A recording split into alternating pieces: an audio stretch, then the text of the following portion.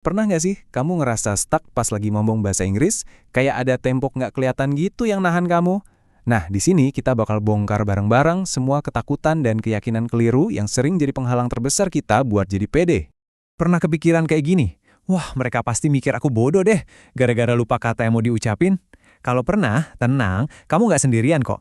Ini tuh bisikan-bisikan cemas yang dialami banyak banget orang yang lagi belajar bahasa Inggris. Dan tahu nggak, bisikan-bisikan itu seringnya datang dari mitos. Mitos itu apa sih? Mitos itu keyakinan yang dipercaya banyak orang, padahal sebenarnya keliru. Justru, keyakinan keliru inilah yang jadi tembok penghalang kita, bukan kemampuan kita yang sebenarnya. Oke, ini dia peta perjalanan kita. Pertama, kita bakal pahami dulu masalah kepercayaan diri ini. Terus kita bongkar 3 mitos utama, soal kepribadian, kecepatan ngomong, dan soal kesempurnaan. Terakhir, kita akan bangun sebuah kerangka berpikir yang baru, namanya siklus kepercayaan diri. Siap?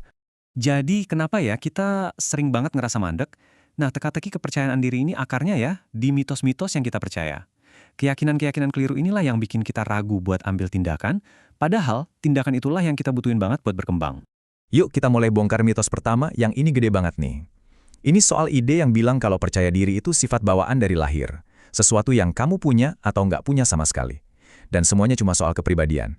Sering banget kan kita dengar, sebagian orang, kayak para ekstrovert, emang dari sananya jago ngomong. Ini seolah-olah bilang kalau kamu seorang introvert, ya nasib deh, kurang beruntung. Tapi faktanya beda banget.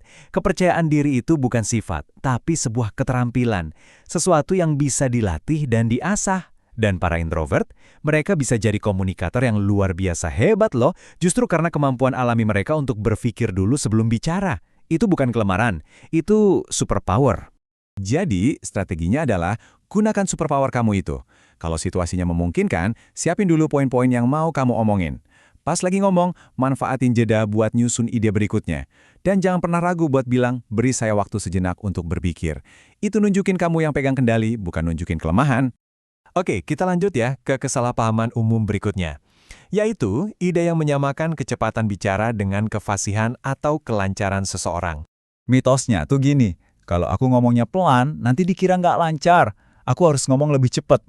Ada tekanan besar buat kita niru kecepatan ngomong yang kita dengar di film-film kan? Tapi coba deh bayangin, kalau saya bicara seperti ini sangat cepat tanpa jeda, apakah Anda benar-benar mengerti apa yang saya sampaikan, atau hanya terdengar kacau? Cepat sih, tapi apa jelas? Nah, disinilah letak pergeseran mindset yang penting banget. Mitosnya, fasih itu artinya ngomong secepat mungkin. Kenyataannya, fasih adalah komunikasi yang lancar, alami, dan yang paling penting, jelas. Di mana kamulah yang pegang kendali. Jadi kuncinya itu kontrol, bukan kecepatan. Jadi strategi praktisnya, utamakan kejelasan di atas kecepatan, gunakan jeda secara strategis. Jeda itu gunanya buat apa? Buat napas biar tenang, buat mikirin kata selanjutnya, buat menekankan ide-ide penting, dan bikin omongan kamu jadi jauh lebih gampang dimengerti. Oke, mitos terakhir nih, dan ini mungkin yang paling bikin kita lumpuh, yaitu ketakutan membuat kesalahan dan ide kalau kita harus sempurna setiap saat.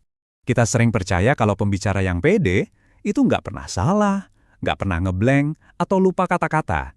Padahal, ini kan standar yang mustahil banget dicapai, dan malah bikin kita takut buat mencoba.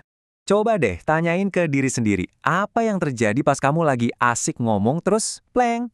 Tiba-tiba lupa mau ngomong apa. Rasa panik kecil yang tiba-tiba datang itu, kenalkan sama perasaan itu? Bahkan para ahli pun ngalamin loh. Ada seorang pelatih bahasa Inggris cerita, pas lagi ngomong dia lupa kata jurnal. Kata yang gampang banget kan? Dan dia ngaku sempat panik dikit.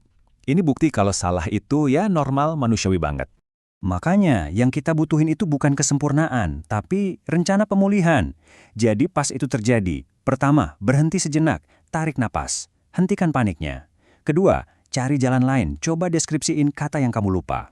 Ketiga, ambil lagi kendali dan lanjutin ngomong dengan tenang. Ini adalah skill, bukan sulap. Oke, setelah kita hancurkan mitos-mitos tadi, sekarang waktunya kita bangun sesuatu yang baru. Yuk kita lihat jalan ke depannya, siklus kepercayaan diri. Ingat ya, ini penting banget. Percaya diri itu bukan sesuatu yang kamu punya atau nggak punya. Kepercayaan diri itu dipupuk, ditumbuhkan, dan dikembangkan seiring waktu lewat latihan. Ini adalah proses, bukan status. Dan ini dia prosesnya. Ini kayak sebuah lingkaran positif yang saling menguatkan. Kamu belajar, lalu kamu bertindak. Tindakan itu ningkatin kemampuanmu. Kemampuan yang nambah ini ngubah cara pandangmu soal diri sendiri. Keyakinan baru ini lalu membangun kepercayaan diri, yang akhirnya jadi motivasi buat terus belajar. Lihat kan, semuanya dimulai dari tindakan. Terus gimana caranya mulai bertindak sekarang? Banyak banget caranya. Kamu bisa coba gabung klub berbicara atau komunitas online. Kamu bisa dengerin siniar terus coba ceritain lagi isinya. Ngomong sendiri aja di kamar. Atau yang paling simple, ngobrol sama diri sendiri pakai bahasa Inggris pas lagi nyuci piring atau nyapu. Mulai aja dari yang kecil. Jadi setelah kita bahas semua ini, pertanyaan terakhir buat kamu adalah, apa satu tindakan yang akan kamu ambil minggu ini? Bukan bulan depan, bukan tahun depan. Minggu ini. Pilih satu aja, sekecil apapun, dan berkomitmenlah untuk melakukannya. Itulah langkah pertama yang paling nyata.